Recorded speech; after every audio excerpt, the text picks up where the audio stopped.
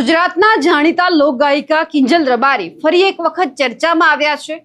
હવે અત્યાર સુધી તેમના પ્રેમ લગ્નનો જે મામલો છે તે ચર્ચામાં આવતો હતો। આ વખતે ફરીવાર એ જ મામલો ચર્ચામાં આવ્યો છે અને ચર્ચા એ થઈ રહી છે કે એમના જે પતિ છે અશોક ચૌધરી તેમના ઉપર કોણે હુમલો કર્યો છે। સવાલ એટલા માટે ઊભો થયો કારણ કે જ્યારે બંનેના લગ્ન થઈ ગયા છે અને એ પછી કિંજલ રબારી દ્વારા જ્યારે છૂટાછેડા માટે અરજી કરવામાં આવી હતી એ સમયે બંને જ્યારે પોતાનો આ કેસ ચાલતો હતો અને અશોક ચૌધરી છે આ કેસ માટે આવે છે અને જ્યારે તેઓ છૂટાછેડાના કાગળ ઉપર સહી કરવાની ના પાડે છે અને એ પછી હુમલો કરવામાં આવ્યો છે। હવે આ કોણે હુમલો કર્યો છે તેમની વિગતે ચર્ચા કરીએ। નમસ્કાર, આપ જોઈ રહ્યા છો નિર્ભય ન્યૂઝ અને હું છું આપની સાથે રિદ્ધિ।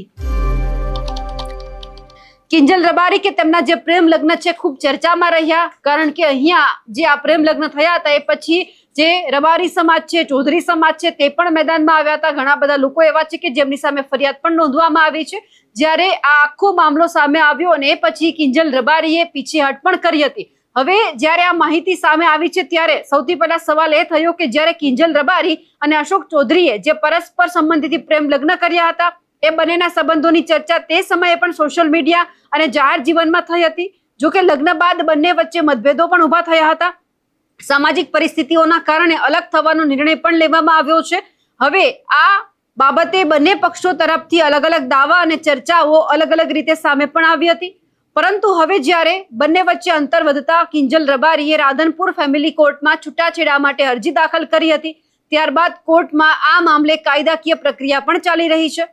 15 જૂનના રોજ આ કેસની સુનાવણી માટે બંને પક્ષોની હાજરી પણ સામાન્ય હતી એટલે બંને આવ્યા પણ હતા। પણ કોર્ટ પ્રક્રિયા પૂર્ણ થઈ એ બાદ અશોક ચૌધરી જ્યારે પરત ફરી રહ્યા હતા એ સમયે આ ઘટનામાં નવો વળાંક સામે આવ્યો કે જ્યાં 15 જૂનના રોજ રાધનપુર ફેમિલી કોર્ટમાં છૂટાછેડાની મુદતે આવેલા અશોક ચૌધરી મુદત પૂર્ણ કરીને પરત ફરતા હતા ત્યારે અશોક ચૌધરીની ગાડીને ઘેરીને મારવાનો પ્રયાસ કરવામાં આવ્યો છે।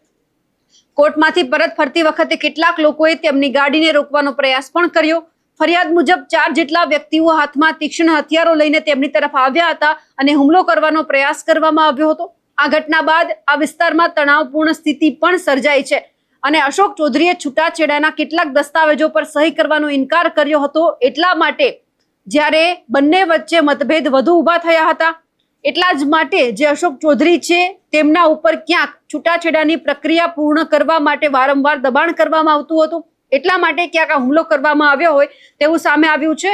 પણ આ બધાની વચ્ચે જ્યારે ફરિયાદી અશોક ચૌધરી છે એમણે જ્યારે પોલીસમાં ફરિયાદ નોંધાવી છે અને જો એ ફરિયાદ મુજબ આપણે જાણીએ તો જે અશોક ચૌધરી છે તેમણે એવી વાત કરી છે કે કિંજલબેન શંકરભાઈ રબારી જે રાધનપુરના રહેવાસી છે તેમની સાથે તેમણે પ્રેમ લગ્ન કર્યા હતા। જે લગ્નના છૂટાછેડા લેવા માટે કિંજલ રાધનપુર ફેમિલી કોર્ટમાં અરજી પણ કરેલ હતી। જે છૂટાછેડાના કાગળ ઉપર ફરિયાદ એટલે કે અશોક ચૌધરી એવું કહી રહ્યા છે કે સહી કરવા હું અહીંયા આવ્યો હતો પરંતુ મારે અમુક કાગળ ઉપર સહી નહોતી કરવી એટલા માટે જે આરોપી જે વ્યક્તિના નામ લખવામાં આવ્યા છે વિનોદભાઈ શંકરભાઈ રબારી એ અવારનવાર અશોક ચૌધરીને ક્યાંક ધાક ધમકી આપતા હતા। જૂની અદાવતનો ખાર રાખીને એમણે અશોક ચૌધરી ઉપર હુમલો કર્યો છે। આ સાથે જ જે 4 ઈસમો છે એ નેક્સોન તથા બ્રેઝા ગાડી લઈને આવ્યા હતા। સ્કોર્પિયો ગાડીની પાછળ બધા લોકો આવી રહ્યા હતા। 12:30 વાગ્યાની આજુબાજુ સ્કોર્પિયો ગાડી લઈ બનાસ નદીના પટમાં જે કોઝવે છે એમની બહાર નીકળતા હતા એ સમયે 4 વ્યક્તિ અશોક ચૌધરીની ગાડી ઉપર હુમલો કર્યો છે। હવે અશોક ચૌધરી છે પોતાની ફરિયાદમાં એવું પણ લખાવે છે કે અહીંયા કે હું જે મારું હાલનું સરનામું છે ત્યાં રહું છું, રાધનપુર મુકામે આદર્શ લેબોરેટરી ચલાવું છું અને મારું ગુજરાન ચલાવું છું। અમે 3 ભાઈ બહેન છીએ। મોટા ભાઈ જે દિલીપભાઈ છે તેમનાથી નાની બહેન અલકાબેન છે અને સૌથી નાનો હું છું। અમારા ત્રણેયના લગ્ન થઈ ગયા છે અને આ સાથે એમના ક્યારે લગ્ન થયા છે એ પણ એમણે ફરિયાદમાં નોંધ્યું છે કે એ જ્યારે 2021માં હતા ત્યારે રાધનપુર મુકામે જે આદર્શ હાઈસ્કૂલ છે એમના રોડ ઉપર વિવેકાનંદ લાઇબ્રેરી આવેલી છે ત્યાં કિંજલબેન રબારી સાથે તેમની મુલાકાત થાય છે। બંને વચ્ચે પરિચય થાય છે અને પછી બંને એકબીજાના પ્રેમમાં પડે છે। 2/5/2024ના રોજ બંને એકબીજાની ખુશીથી લગ્ન કર્યા હતા અને જે મધુસર છે તાલુકો કલોલ જે પંચમહાલ જિલ્લો છે ત્યાંના હિન્દુ શાસ્ત્રોક્ત વિધિ પ્રમાણે બંને લગ્ન પણ કર્યા છે। અને આ બાબતે જે ઘુસર ગામ છે એ મુકામે ગ્રામ પંચાયતના રજીસ્ટરે તેમણે નોંધણી પણ કરાવી છે. એટલે સવાલ અહીંયા એ થયો કે ઘણા બધા લોકો એવી ચર્ચા કરી રહ્યા હતા કે કિંજલ રબારી અને અશોક ચૌધરી છે તે બંનેના લગ્ન નથી થયા, પરંતુ અહીંયા જે ઘુસર ગ્રામ પંચાયત છે એમના રજીસ્ટર અત્યારે નોંધણી થઈ ચૂકેલી છે કે અશોક ચૌધરી અને કિંજલ રબારી છે તે બંનેના લગ્ન થયેલા છે.